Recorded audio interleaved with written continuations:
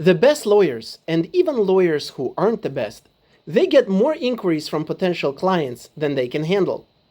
They have to pick and choose which clients and which cases to take on, and they generally look for good clients who have good cases. Now, you may not have much control over the facts of your case, they are what they are, but you do have nearly all of the control over what kind of client you are and how you come across.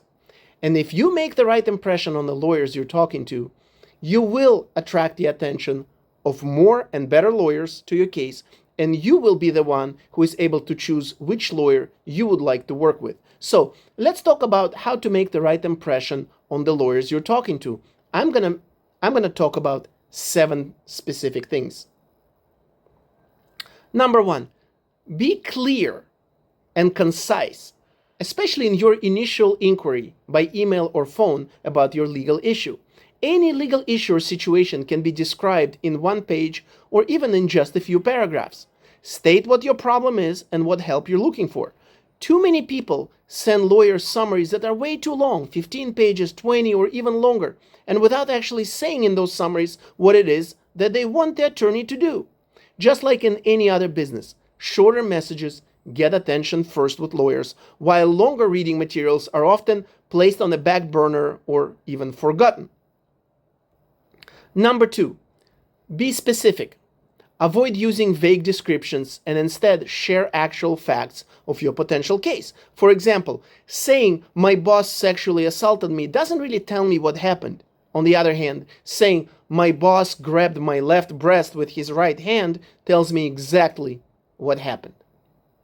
Number 3, follow up on your initial inquiry if you didn't hear back from that attorney.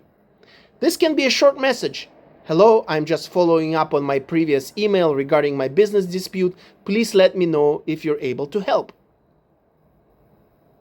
Lawyers do get overwhelmed sometimes with emails, and they may miss an inquiry from a potential client, or forget to respond, just like anyone else, and a nudge can really help. It also shows that you, as a client, are on top of things and you're motivated to pursue your case. Number 4, do not sound angry in your emails or your phone calls with lawyers. You may have all the reasons in the world to be upset at whatever legal situation you're facing, but discussing your potential case with a lawyer isn't the time to be angry. Lawyers do not want to work with people who are angry and who sound like their emotion will be standing in the way of making the right, rational, legal, and practical decisions in their case. Not sounding angry also includes not writing emails in all caps or in all bold or in all underlined. All of that suggests anger and emotional instability from which lawyers want to stay away from.